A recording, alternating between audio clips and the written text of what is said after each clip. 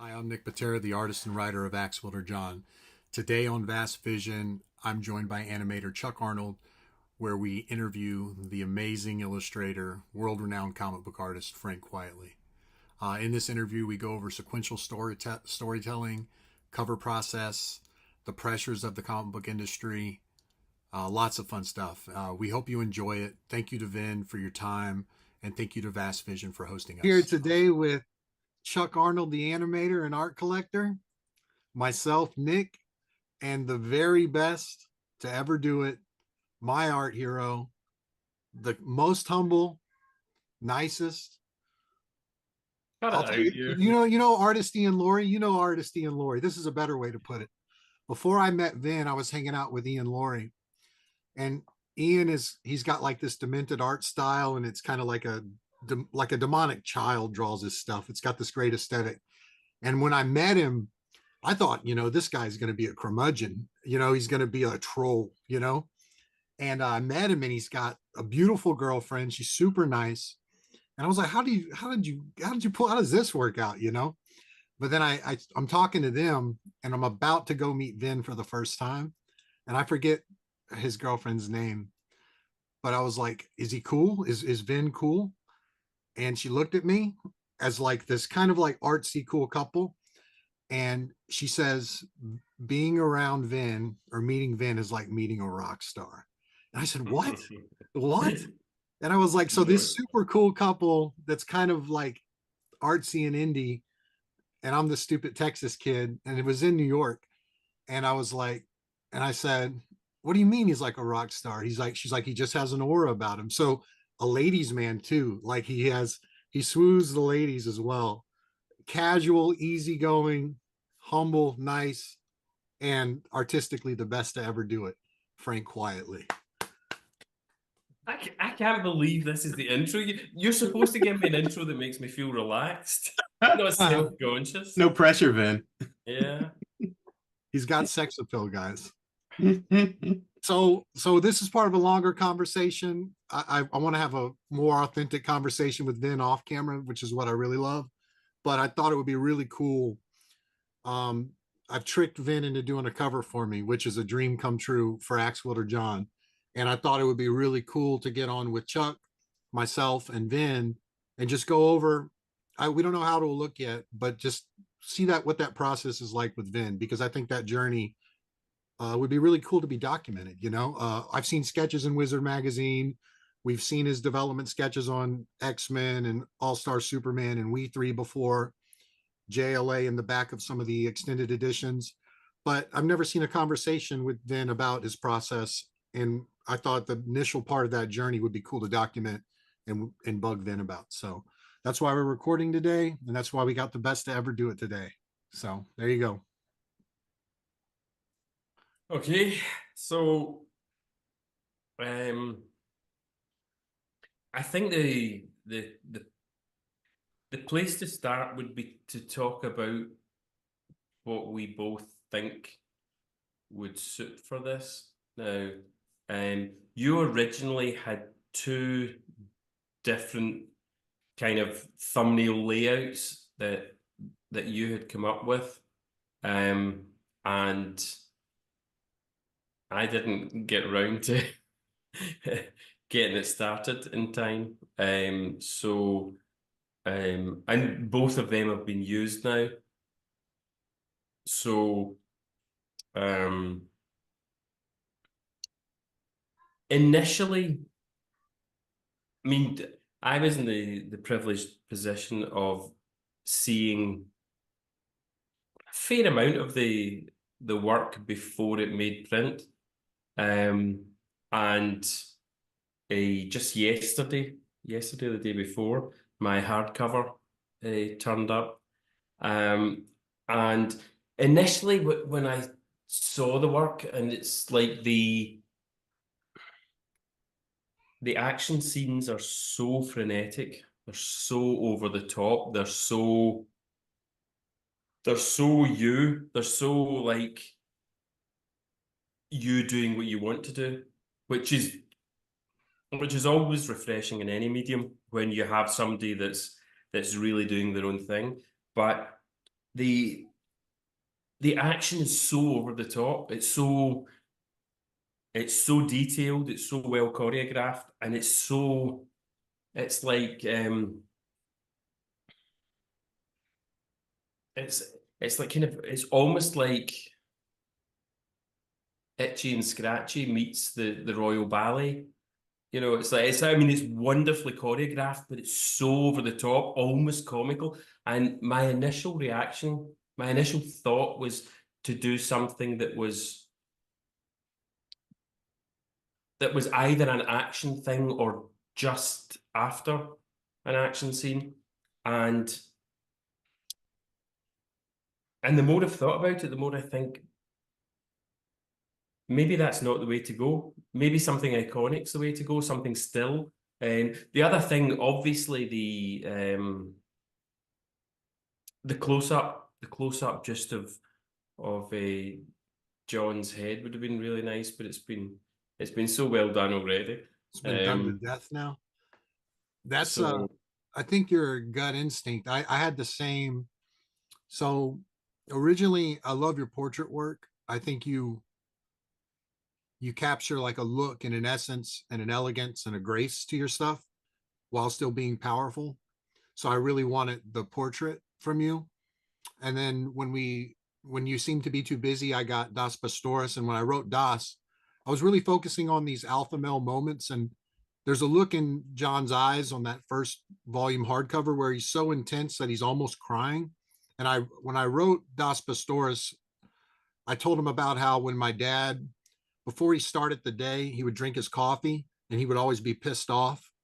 And it was like he was focused on the day and let the kids do what they want, let the women do what they want, but I'm about to go do this electrical work. And it's me and my coffee, and I'm got that 1,000-yard stare.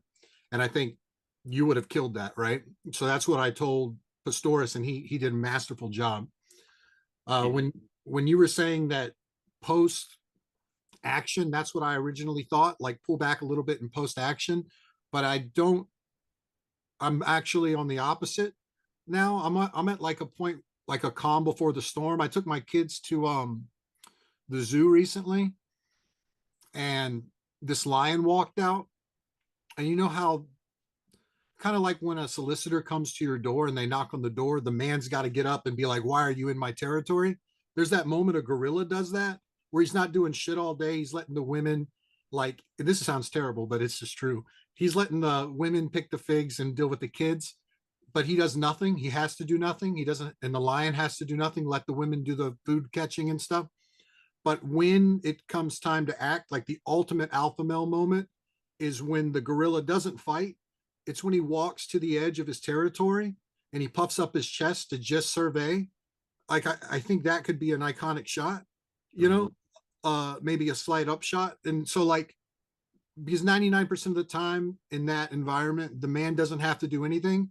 But if Jon was standing there with his scars and he's saying essentially, here I am, motherfucker, where are you? And this is what I've done to myself to protect mine, and I'm willing to die for it. That gives his excuse to be lazy 99% of the time. You know what I mean? Like I get to sit here and draw all day, but when the solicitor comes, I get to put my hand up to Kelsey and say, I'm going to take care of the solicitor. That's our version of it today. So last night I was thinking about like the ultimate alpha male moment, which I also think you would do masterfully, but I also don't want to over direct you. But I got to the point where like that calm before the storm, or just that guy looking out with maybe like stepping right outside his territory. Maybe the skulls behind him, but low angle would be something that you would do. I mean, everything you do is masterfully, but what I think what separates you from everyone else is how you can get into a character's head in a moment, and then have the craft and skill to pull out a nuance that's so subtle but so powerful.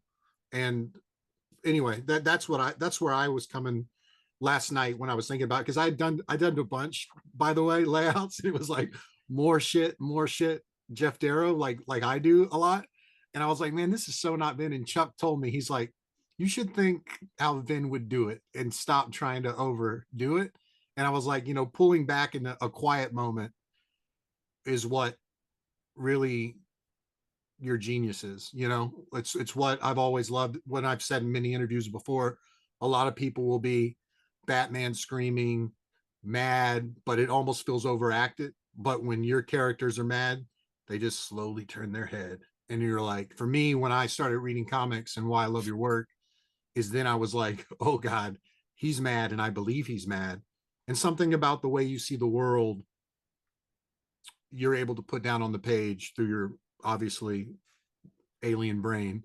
And it connected with obviously so many readers, but with me, it made me want to draw. So I think going back to that quiet moment without all the shit is probably the right direction too. Okay. To that end, that you get a quiet moment in either end of the fight. You get the quiet moment where he's either facing off against a threat that you can see in the composition, or a threat that's behind the reader, so the reader's looking at him looking out. Or you have the quiet moment where he's standing, and he's the last man standing. So the advantage, I think, to I'll just put this to silent. The advantage to the quiet moment just before the fight is that there's a kind of anticipation like you would get in old-fashioned comic book covers, where you want to know what the story is. And then the advantage to like the kind of the quiet moment after is that from the remains, from what Jon's standing in on his own,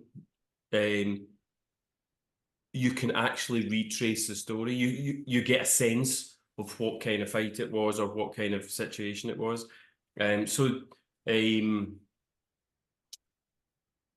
they could both work pretty well. I would be interested to see the kind of thumbnails you put together. Just, I did them quick last night, and I did one that was like way too developed, but I will show you. I will let Chuck show you the one I did really quick. It's about this big this morning after I had that gorilla idea.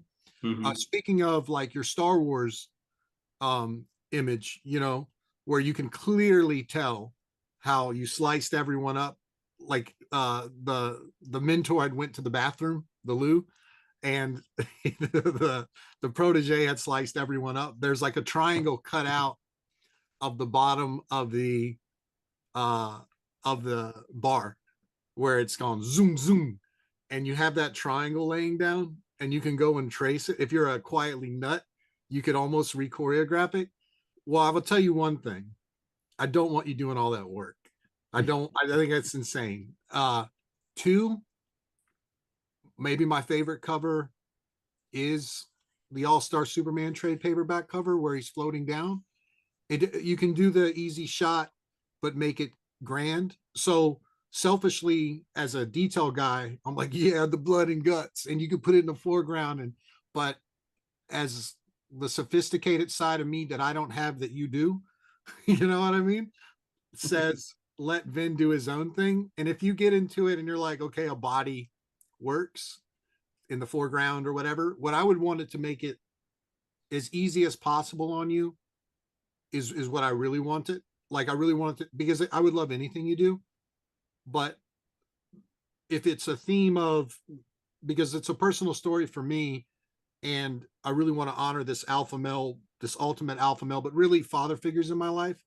I do think like having that protector there is cool. And if it's going to be the trade paperback cover or the first 3 book hardcover cover or the image that's going to float above whatever company gets the book later at San Diego Comic-Con or whenever we announce, then it's almost like the calm before the storm might be a better opener than when you open the book and see me going nuts. You know what I mean? Sure. Instead of playing the same note twice. But I would love if you wanted to do the choreographed fight and see that. I know that would be amazing, and I would love that. You know, there's a part of me that says that would be great. But even Chuck, who's a massive fan of yours, he told me to think about that, to think about it that way. And I do think it could be, it might be the right call, but I also, the one thing I wanted to do is not over direct you too, because I think a big part of it is seeing what you do. And I do think like I got a little bit of ego, not to you, but like if I'm working with other people, I'm like, maybe I will tell them do this or do that. But there's a level between me and you that I can't see. I think Jeff Darrow said it best when he talked about you. He did say he's like Vin's an alien, you know, like I think there's a, when you pick up a pen when my kids are 4 and 3, the second you draw, you're going to compare to the next drawing you do, you're going to compare to the next drawing. My 4-year old's comparing her drawings to the 3-year-old. There's a hierarchy, and that hierarchy game, I think we all play. And you get to the point where you're like me and Chris Burnham or me and Ramon Villalobos, and I'm like, I'm beating these guys. Fuck these guys. But if you talk to those guys about Vin, we can't see where he is. And it's almost like you're dumb enough to think you could chase him, like Mobius. But the way I put it was there's a building. And if you look straight up, if you're belly to belly with that building, you could see everybody. And maybe Vin's not that far or Burnham's not that far. But the second you get better at drawing, you've got to take a step back from that building. And when you step back from that building and look up again, you're like, oh shit, he's 10 stories up. It wasn't just right above me. And then if you get better at drawing on this chase, you take another step back from the building. You're like, oh shit, he's 100 stories up. And the coolest trick in comics is you're playing a game to chase down the Mobius or Vin, I would say his predecessor that maybe has beaten him at this point. But there's going to be a point where my goal is to get to where no one else on the planet knows except Vin and God of how shitty I am drawing. You know, because there will be nobody else. There will be nobody else because no one else will be able to see it except like me, Burnham, Villalobos, and I think guys on your tree will know. And like I think Jeff is obviously up there with you. And when Jeff said that you're an alien, I thought that's true. And I look at it like a processor. If you're a video game person, you start with the 8-bit video game system. And I think we're getting our pixels higher, our polygons are getting higher. And I'm like, I'm getting to that PS3, I'm getting to that PlayStation 5. And I don't even know like what is it, what's Vin's processor? It's it's like he's working in the future. He's like PS12 or something. There's no bit of my computation that could ever understand it. So the worst thing I want to do is over direct you because I think that would be insane. You don't want to, you don't want the leftover. I know you guys were talking about food earlier, but there's some analogy here where I'm not going to have the ham sandwich tell the roast beef tartare what to do. You know what I mean? So I want to hear what Vin thinks about all the praise aside. I want to hear what Vin thinks about your philosophy, Vin, what do you think of that philosophy? Because I've heard Nick talk about this a couple of times. I'm just curious what you think about that. The analogy of the building And the um, processor, you know, how you see. I mean, this is kind of how Nick sees art, and I want to hear it kind of from your point of view. okay. It's a really useful illustration where you're standing close to the building, and the further back you move, the better your perspective. It's a bit like if you climb a hill, the higher up you get, you know, the broader your horizon because your perspective's elevated. So it totally makes sense to me. But there's and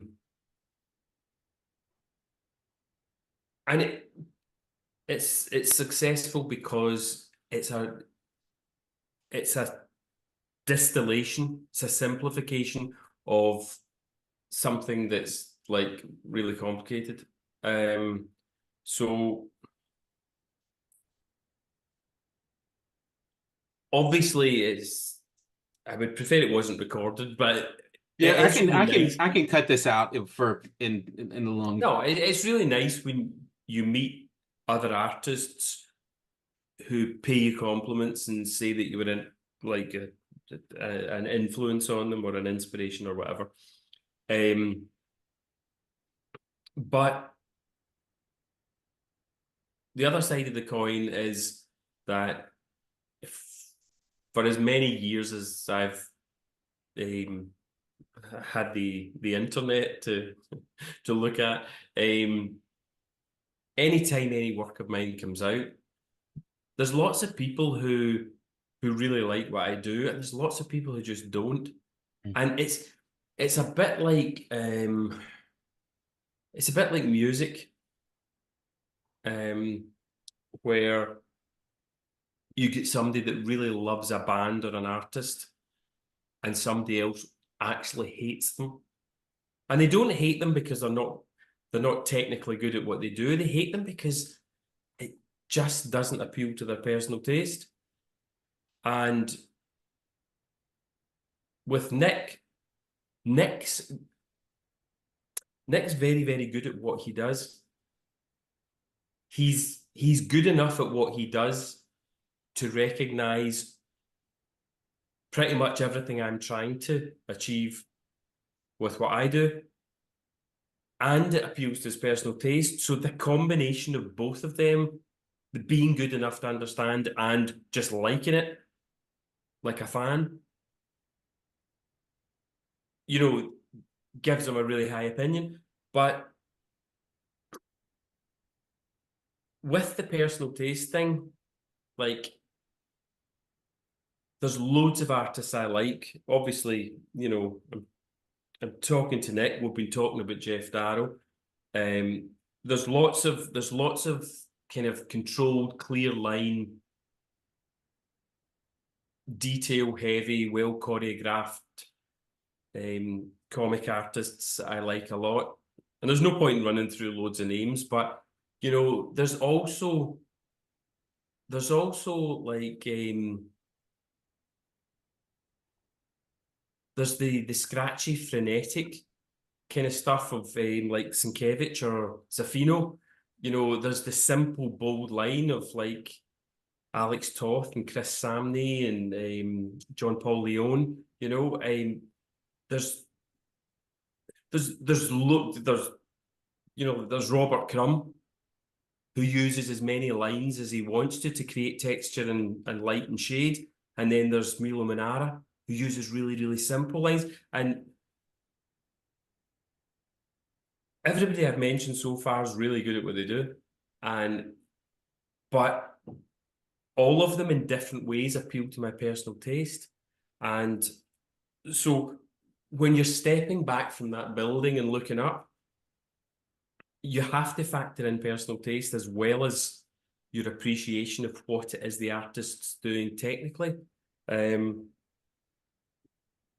then when you get when you get past the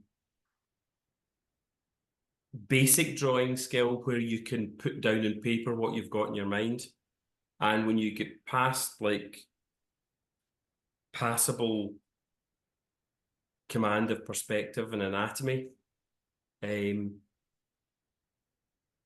which are things that are really helpful if you're drawing comic books, you then have to start thinking about how you go in a sequence, like how you tell the story in a sequence. And to do that, you have to make transitions from panel to panel, obviously, in a way that flows. And in order to do that, you have to be able to make compositions that work individually and as part of the sequence. And then on top of making these compositions, and the compositions also have to be constructed in such a way that the person who's speaking first is further to the left or higher up in the panel than the person who's speaking second.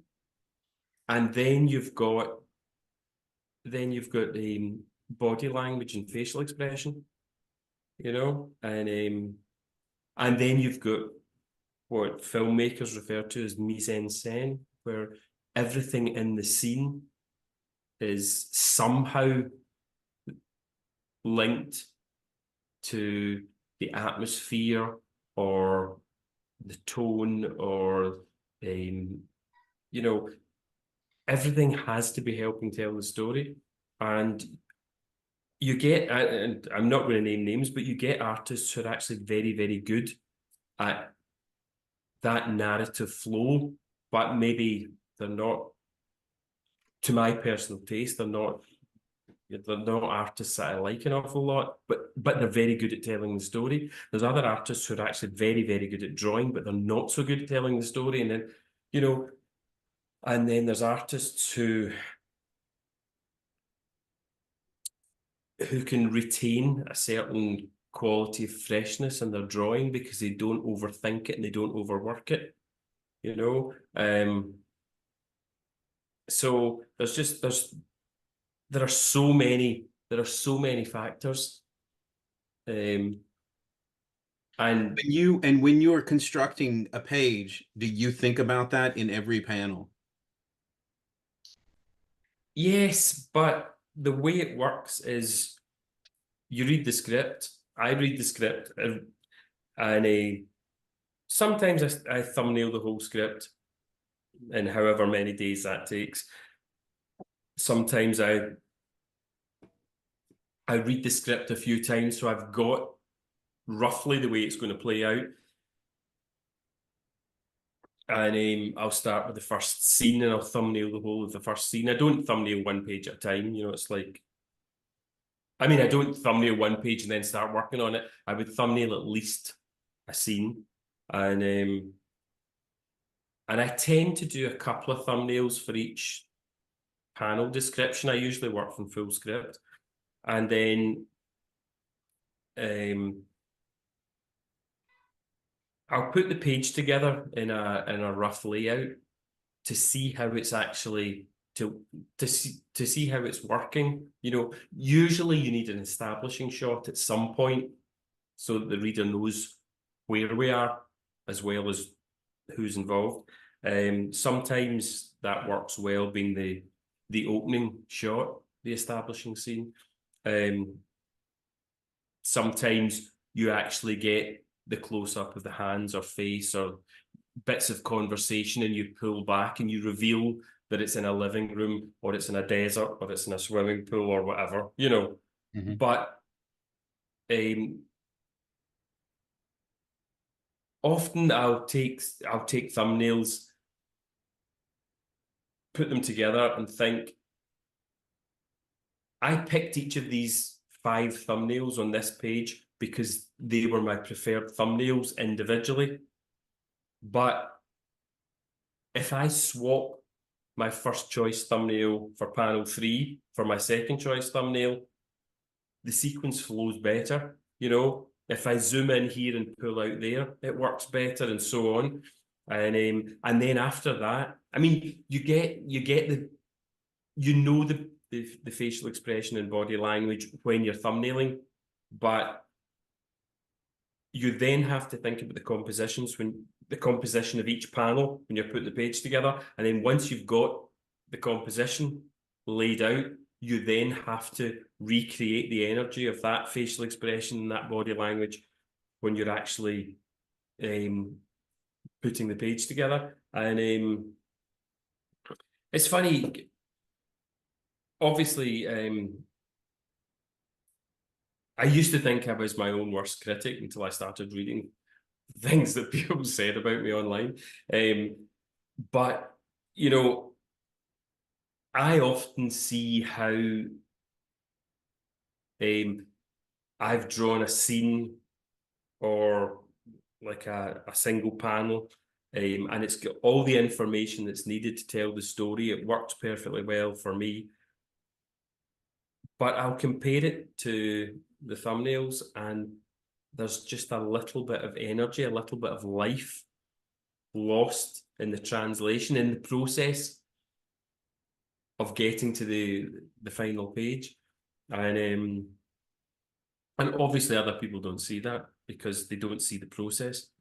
But you know, as I say, it is very flattering to get compliments from other artists who appreciate what I do, but it doesn't fool me into, it doesn't make me forget what I know is missing or what I know could be improved upon, you know. And I think that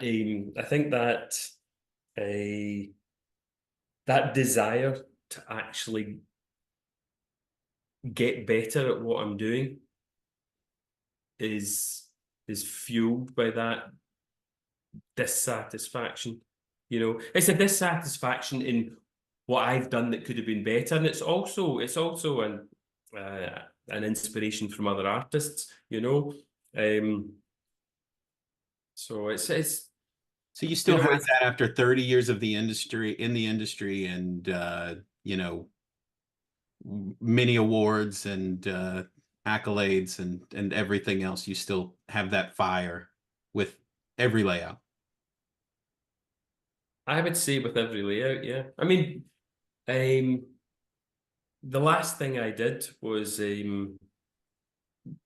one issue of the Ambassadors for Mark Miller, and it was done during lockdown, and I was doing other things. I was working for Bowmore Whiskey, and I was doing covers. I was writing some short stories for myself. I was doing all sorts of things, and so I had the luxury of going to Mark's script, thumbnailing a scene, going away and doing something else, and I kept doing that. So it was only, I think it was 28 pages, but it was spread out over a couple of years.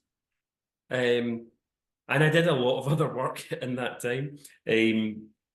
But the main reason that I had so much time is because one of the other artists, and there was a different artist for each issue. I think there was 6 issues, and there was a different artist for each issue. But one of the other artists was Travis Sherray, and fortunately, Travis is slower than me, so that bought me a lot of time. I'll need to buy him a drink sometime. So I actually had the luxury of going back and looking at my thumbnails and looking at my page layouts and fine-tuning everything. And I don't believe from a surface aesthetic that it looks particularly different from anything else I've done, but it's actually more fine-tuned than anything else I've done. I'm not saying it's the best thing I've done. It's just that I had so long to do it, and I kept going away and doing other things and coming back with fresh eyes before actually doing the final pages. And then, of course, I coloured it myself with my eldest son, Vincent, who's also an artist. We coloured it together, and so I had control over that as well, because I'm a big believer that colouring is really, it's very much part of image making, but it's also very much part of storytelling, in any medium, theatre, film, you name it. And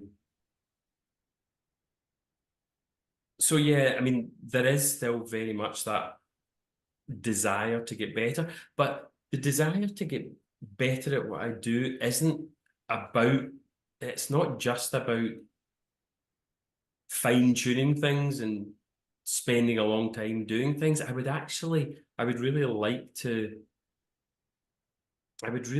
do some things that were much simpler and much faster. I was invited to do some kind of image, and it was the most open brief in the world. It was for Candy magazine, and you spoke to me about this, Chuck, and said you wished I would actually do a comic in this style. But Candy magazine is kind of was inspired by Candy Darling, who was one of Warhol's superstars, and one particular issue of Candy magazine was actually devoted to Candy Darling, and I was asked to come up with a piece to celebrate Candy Darling, and I come up with what looked like a comic page, or part of a comic page, or part of a comic, because there was other pages underneath it, and it was done in a kind of classic pop art style, as a kind of nod to Andy Warhol,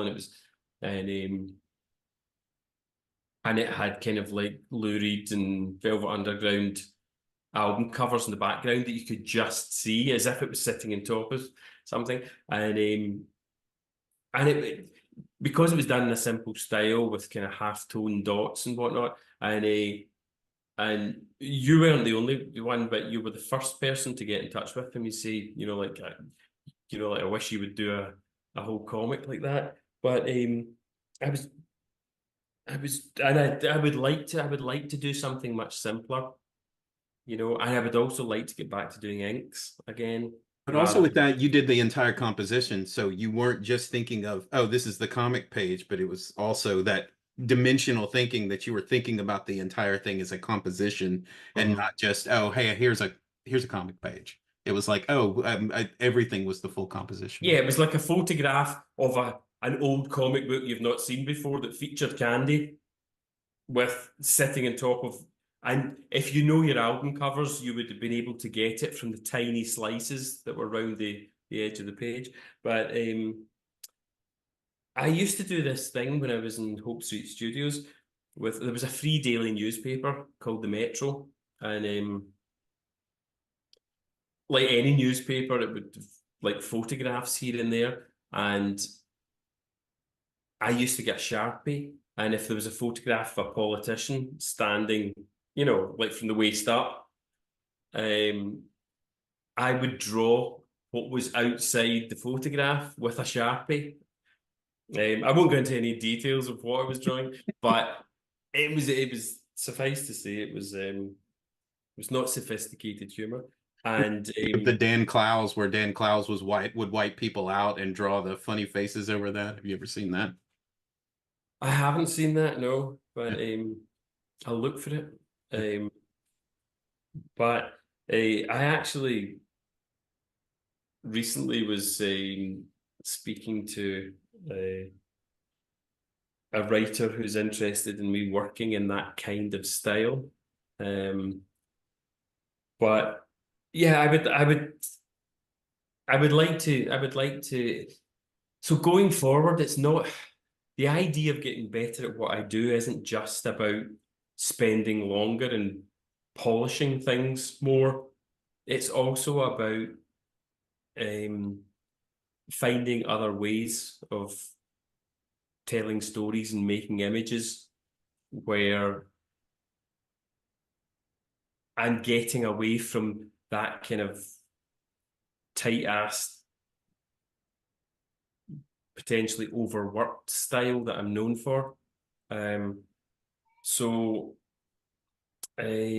Which in a way kind of isn't easy, because when people get in touch with you, and I'm not talking about Nick, but I'm thinking more of editors from Marvel and DC, and they get in touch and they say, "Are you interested in doing a such and such cover?" And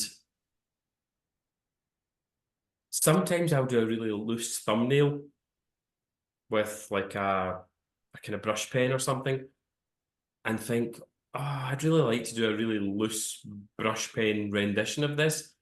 And there's something about the expectations of the people paying you and the people who are picking up the comic that make you think, do I need to keep giving people what they expect? So, and of course you don't, but there's something there that makes you like, I'm not the cheapest artist in the market to employ. So if somebody gets in touch and they want a cover and I give them my rate and then give them something really simple and sketchy that looks a bit like a thumbnail, they might feel shortchanged, or they might feel I'm being arrogant, or they might feel like my heart wasn't in it or something, you know. So I would like to start doing some things for myself, so that I can kind of so that I can explore this different ways of doing things, because I often look at the work that's in my sketchbooks and prefer it to my published work, you know, and that's one of the things that I'd like to do going forward. So. That's great. I'm sorry, I didn't mean to sideline this into the Frank Quitely masterclass, but that was an amazing thing to hear, Vin. I loved it. So, yeah. Anyway, Nick, so we can get back to the Oh, that was great. Yeah. There's a lot to unpack there. Sure. I like all that. I think what I grabbed onto at the beginning when you mentioned Sienkiewicz, I had a lot of my arguments in art are based around Vin's work, you know, and I do think there is that, or like we mentioned Ian Laurie, like it doesn't have to be the chase of craft. You can just be yourself. And I think Ian, the way he draws in his own way, you can be yourself without chasing craft. I think Sienkiewicz is like craft and like doing the most artsy thing. And I think that's very interesting. You can just tell a comic in stick figures as long as that language is consistent. Like the second my daughter draws, like looks at something and draws, if she's telling the stick figure story, that's where the glitch in the matrix happens, when the hand isn't honest anymore. And that's what pulls you out of the story. There's an aside from that is like, if you imagine a Joker scene by then, and he would pace it panel to panel and have all the steps of the Joker pulling out a straight razor and dancing around and laughing. You can imagine how good Vin would do that. And at the point of the shot is that the Joker's going to laugh at the end, but you couldn't tell me if it was Sienkiewicz had it and it was just teeth and a smile that said ha ha ha, or teeth inside some ha ha ha's. If the point of it was the Joker laughing, which one would hit better? For me personally, it would be the timed steps and the feet crossing over one another and the slight kick of a hill and the straight razor flipped out and the way the wrist is bent, all the stuff Vin would do. But that doesn't mean after all that work that Sienkiewicz didn't slay Vin by just putting ha with some teeth in it. You know what I mean? For what the impact is. So I can see that. And I don't think everything is, I honestly don't think everything's about the chase. Like I love Jason he does the cat face people, the Norwegian cartoonist. And he's kind of just pared it down into icons. It doesn't always have to be the chase, but for me, the only way to get better was to have that North Star of Vin and Mobius and Darrow to like see where I'm at and where I'm not at. And the better I've gotten, the further I know I am, you know? And that's been my litmus test. And then if I was going into the market for like an aspiring cartoonist, I did think like when I crowdfunded Jon, that if I drew it with a lot of detail, because the market is so writer driven, but in crowdfunding, actually the images matter more now again. So like if I draw it with more detail and more stuff and put everything I had into it, that was the only thing I felt like I could control, like in this new venture that I was doing. And I had the idea, it kind of dawned on me that if you take a Marvel or DC or image level guy and put them in that crowdfunding space, some of my friends look down on that in a way.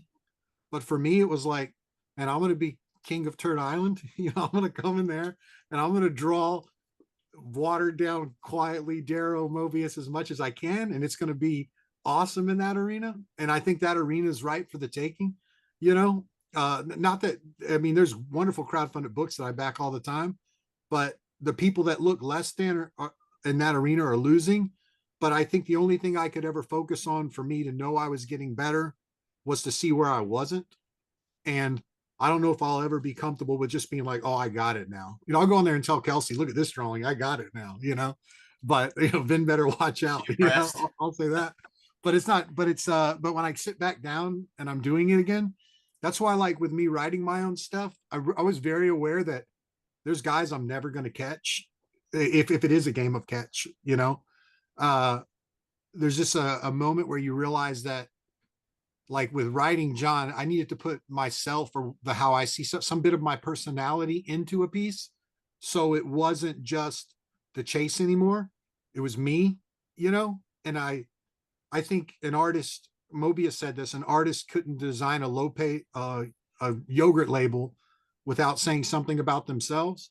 And with Mike Allred, Vin, the early days, the early aughts when podcasts were first coming out, I would find these gems of like someone in their parents' basement would call Vin or Mike Allred, and I got to hear them speak for the first time.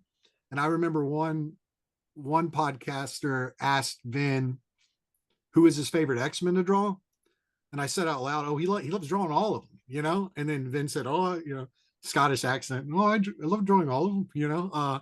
And I was like, man, it's like I knew something about the man by the work.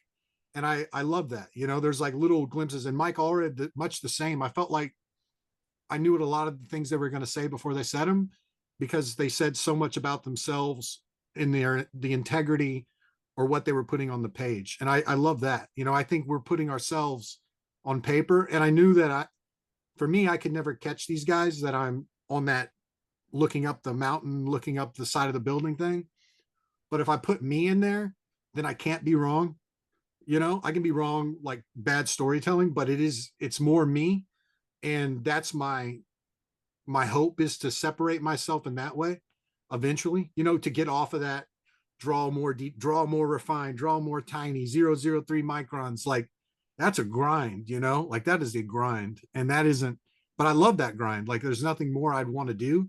But at some point you're like, no one's going to tell the difference of me and anyone else. And it's singing in other people's voices ain't the right way, you know.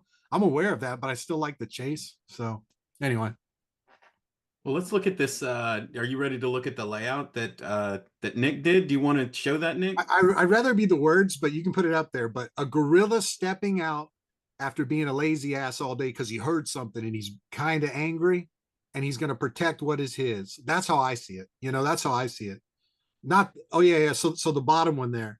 So if he was like in a little domain on the ground and just stepped out, that's what I would see, you know, like, and he doesn't need to wear all of his skulls because he wasn't really prepared for whatever was coming, and he could just be covered in scars. And there's like a point, I guess I'll just read what I said, like, yeah, what I've said 10 times already, so I don't need to say it, but that's a really small, crappy thumbnail. And now I'm embarrassed. Can you see that okay, Vin? I can see it perfectly well, yeah, and it's yeah, I mean it tells the whole thing, yeah. That's perfect. But I only did that in case you were like burnt out and didn't want to think and just wanted to do something to get it out. Because I do know that this is a huge favor on your behalf for Oh, me. that's And lovely. it is. And you could be working on more important things. So I don't want you to I wanted to make it as easy. I want to make it as easy as possible on you too. Like that's an important thing just for me as someone that respects your time. You know what I mean? So Mhm. Um, yeah, I mean, it's funny.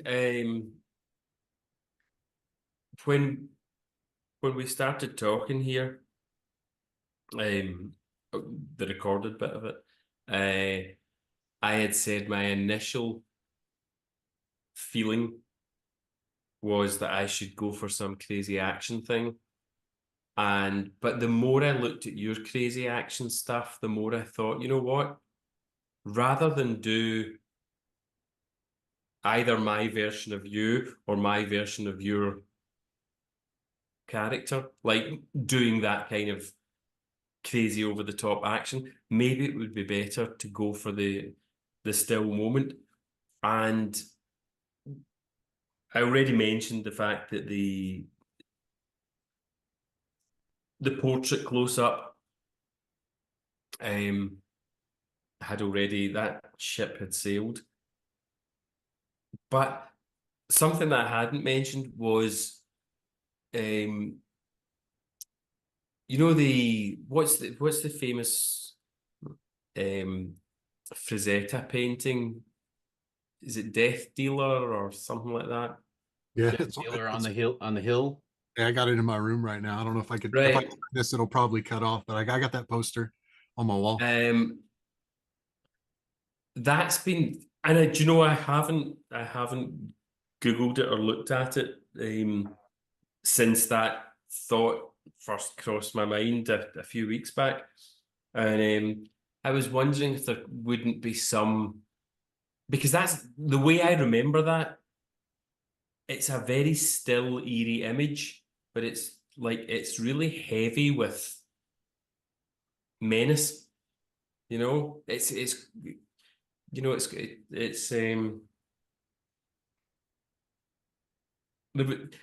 there's there's something about the quietness of it. There's a very obvious threat. There's a real strength and darkness to it, and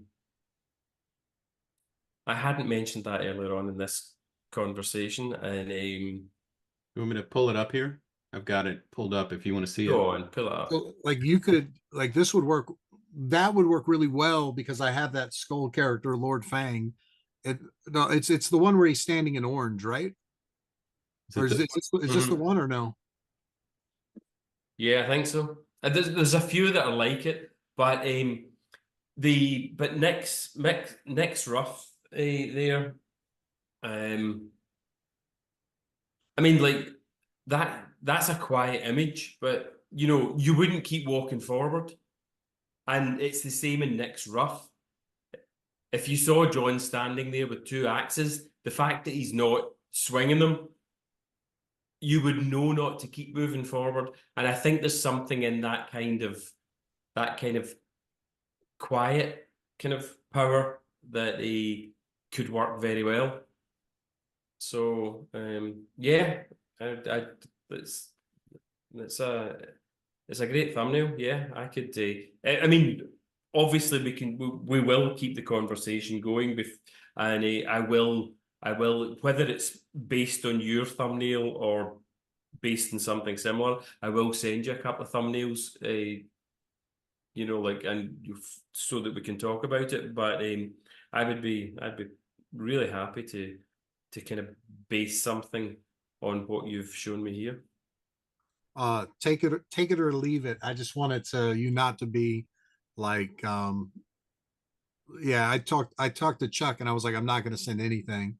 But then there's something about that quiet power that I did. Really, Chuck helped me there, where he was like, you are throwing everything at this thing. Like, think about how graceful and elegant your work is. And I'm like, yeah, I'm messing it up. So that was the best I could come out and think of. So, but man, I'll probably throw you something kind of left field as well, maybe with a wee bit of humor, like maybe John on a bicycle or something, you know. Just to see if we could I do love something a bit different. Itchy and Scratchy meets the Royal Ballet. I love that that analogy. That's the line of the day. hey, before we stop recording, this is my last rant, and it's my and tell me, were you aware of this, or has this dawned on you, or am I full of shit? This is my question. So Frank Miller in the 80s, this is my all-star Superman is the greatest pitch. Frank Miller in the 80s, you've got one guy on his own, Frank Miller, writing and drawing. He is going to do it all himself. He's going to pare down Batman into his essence, right? He's going to make him the guy who he's the grounded man. This is like philosophical. He's the grounded man without God. He has no hope, so he prepares for every villain. He's at his last wits. And then with I think the yin and yang of that is All-Star Superman. We're All-Star Superman, and it's like it took 1,000 creators to get to the grounded man. He's in night. He's mortal. Then you get to Superman and he floats from the sky. He's in the light. He's charged up from the sun. And you and Grant took all of the things that made Superman Superman and you crystallized them into this diamond. And so for me, when he's floating down in that Christ-like pose in All Stars, it's almost like you guys, or for me, the essence of Batman is the Dark Knight Returns. Like that's the final form. That's the grounded man. And then Superman, controlled by the light, comes from the outside, symbol of hope, believes in everyone. You guys crystallize that, and then with that cover of the trade, really crystallize that. Like it's the ultimate point of Superman, even to the self-sacrifice, and he leaves his hope for everybody. Were you aware of that when you were working on it, that you guys were going to try to crystallize that? Was that something that was in your mind, or is that something that I'm pulling away from it that's not there? Like to me, you took the two icons, and that's why All-Star Superman is going to be I'm doing a Zoom. Sorry about that. The wife's back. is going to be the quintessential Superman story, like Dark Knight of the 80s. 20 years later, 30 years later, you guys do Superman. It felt to me that you guys got it so well that it was the grounded man without God, and then essentially almost like the enlightened man, the one that represents hope and is charged by the light. And I found it really interesting that 1,000 creators' minds individually came to that point, and in the end of that point was the end of your pen, who I think's the best to do it, and then you're spitting out the ultimate Superman story. Were you aware that you were crystallizing him, or were you just doing your best work and not thinking too hard?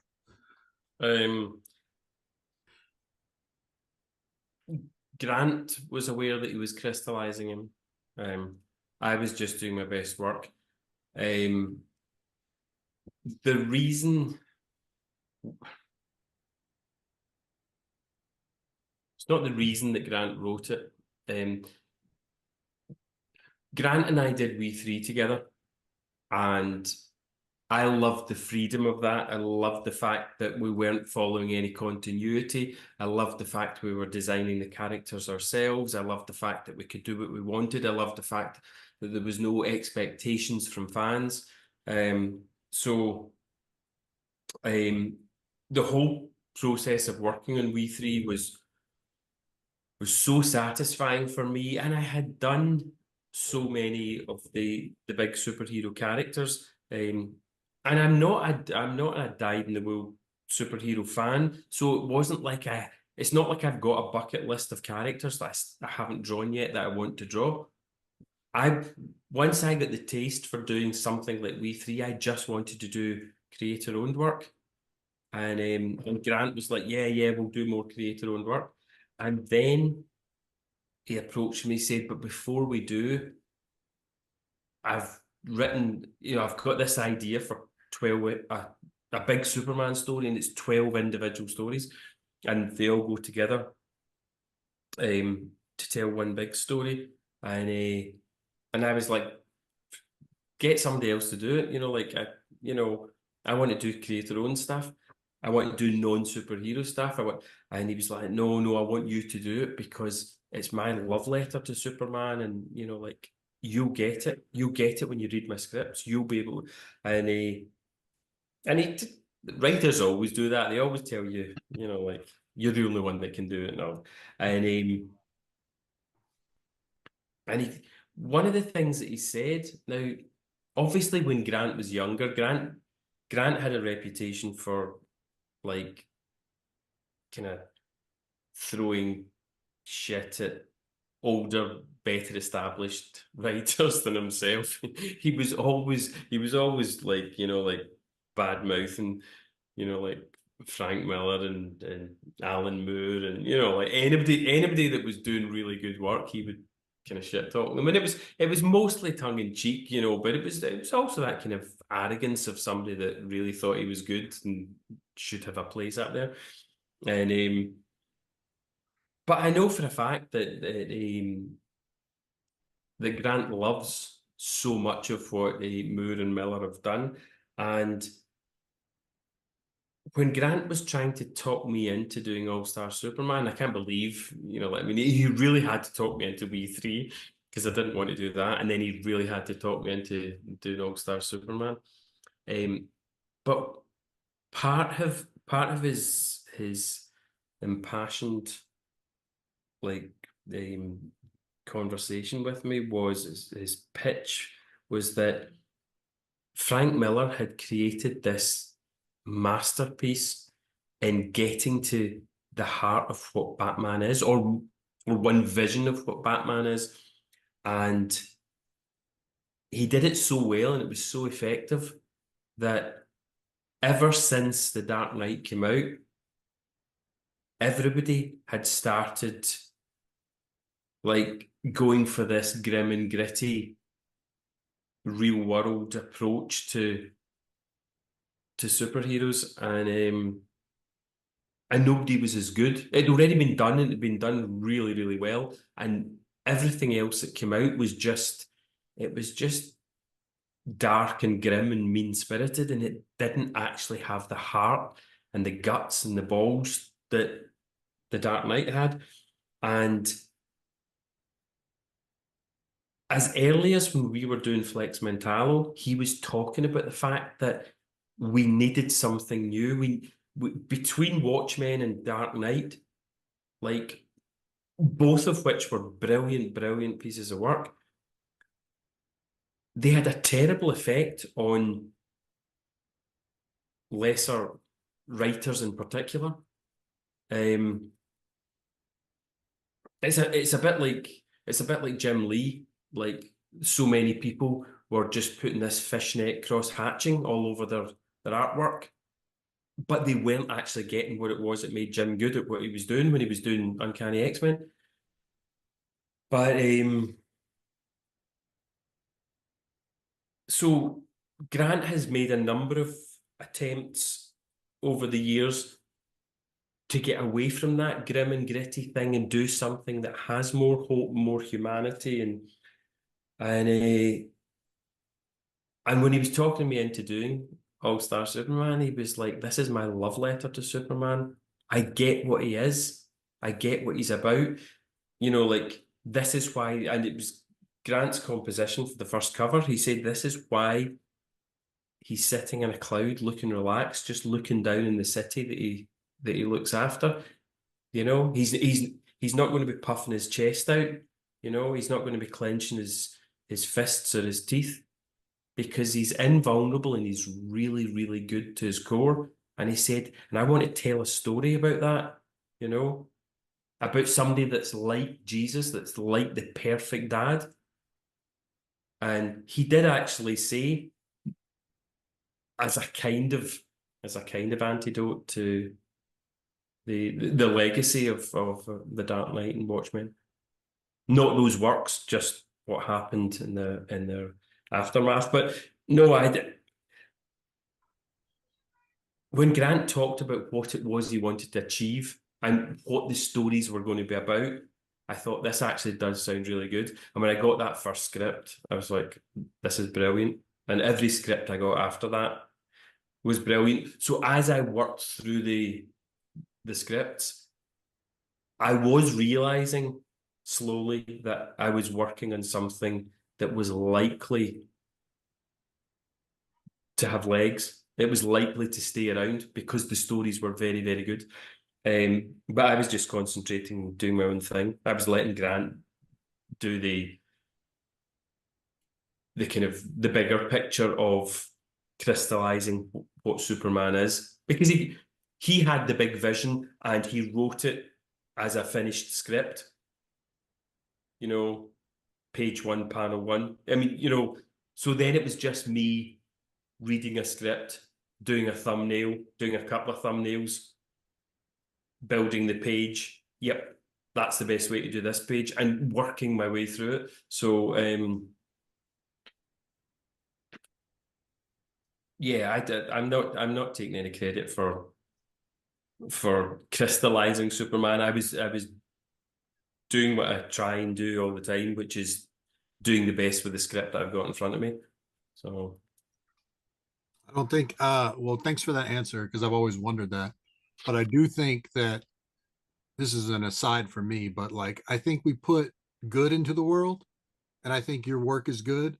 And you've played that hierarchy game with yourself for so long of making yourself really, really good, that you put the best work down that you could at the time. I'm sure you've gotten better since.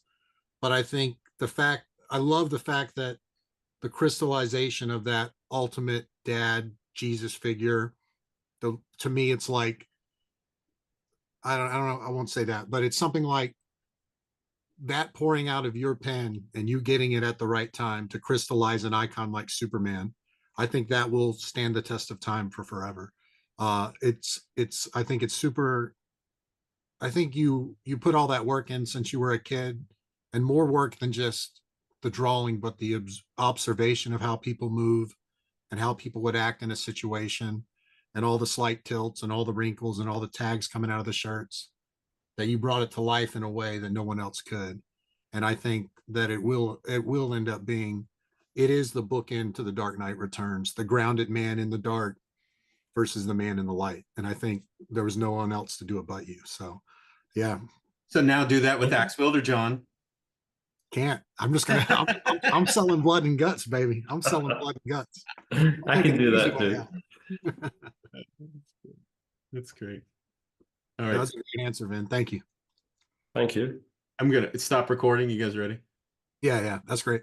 So that was our interview with the amazing Frank Quietly. We didn't really have an outro plan there. That was a small snippet of a longer conversation with Vin. I wanted to thank Vin and Chuck for their time, and thank you to Vast Vision again for having us. We hope you enjoyed the interview, and we'll see you next time. Bye.